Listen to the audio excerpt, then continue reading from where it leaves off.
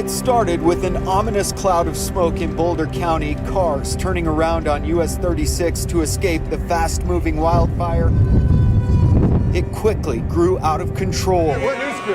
The fire is not far. Then mass evacuations in suburban Denver.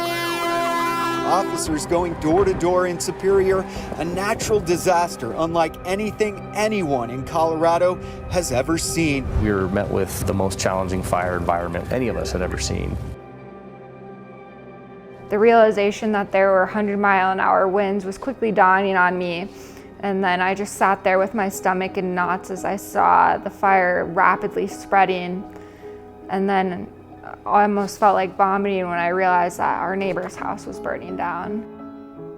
It's one of those things that you just never think will happen to you. You're not prepared for it. Kind of almost takes your breath away. Your whole world is turned upside down. It's the kind of emotional trauma that you feel physically, where you feel like there's 27 rocks in your stomach. You don't ever sit down at dinner thinking that your urban home is going to be taken out by a wildfire in the span of 2 hours. And so your sense of safety and security is completely destroyed. I met Kelly in Denver about 3 years ago. We wanted to buy a home in Boulder that would be our forever home, where we could ride our bikes, we could go running, has great school districts, and we found that home, and it was incredible. We got married in our backyard twice, actually. We had the perfect home, we were ready to start our family, and then it was taken away in an instant. That's our wedding arch. That's what matters, our love.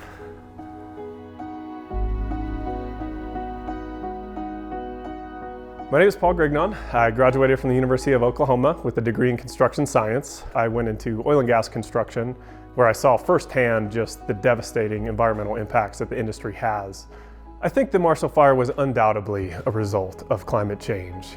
You know, when the winds came up, there was nothing stopping this fire. It had all the fuel it needed, and if you just look at the historical weather data, it's fairly obvious that this is abnormal, and we're going to see more of it, unfortunately.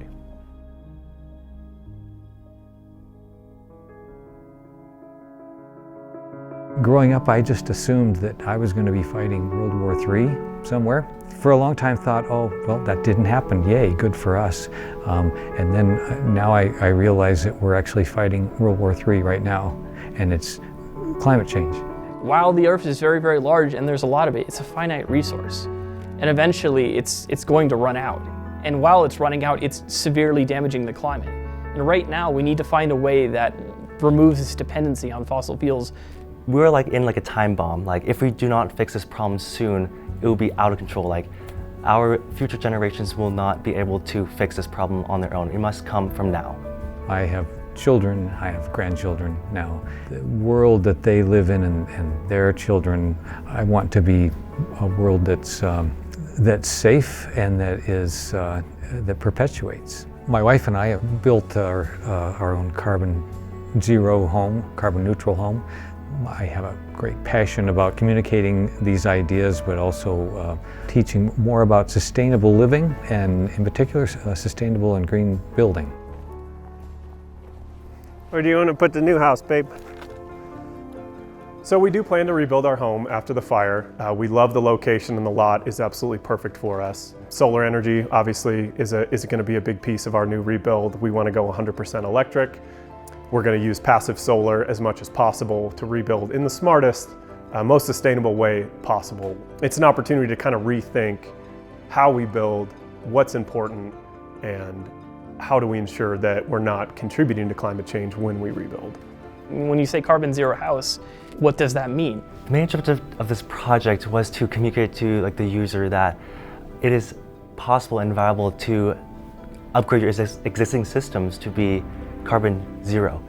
Basically, we wanted to create a model of a carbon zero house that was both visual and also informative in terms of actual raw information, because you don't necessarily see that. It seems like just a general mystery to most people. Like, you plug in a washer, you never see what it does. At the end of the month, you get your power bill, and that's it. It's not split up into anything. So this literally shows you what a carbon zero house does. The homes that we live in and the buildings that we use consume an enormous part of our energy, up to 40% according to some estimates. We were thinking, can we do that? Can we build a house that's not going to consume?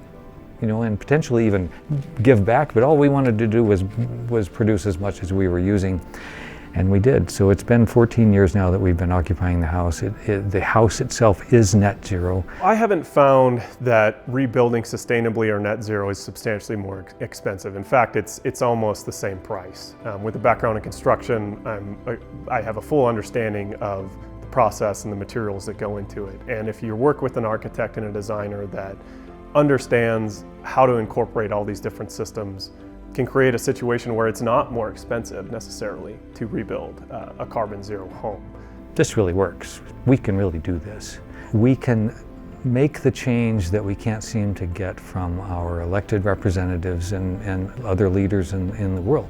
I hope I can make a difference in the future to prevent things like this from happening. There are people who want to help you in many different ways, not just in a physical sense of helping you with your house. There are engineers out there who want to solve your problems and help you so this doesn't happen again. I'm proud to see that young people are doing this sort of thing. If everyone now grows up thinking about making everything that we do more energy efficient, we're going to make a difference.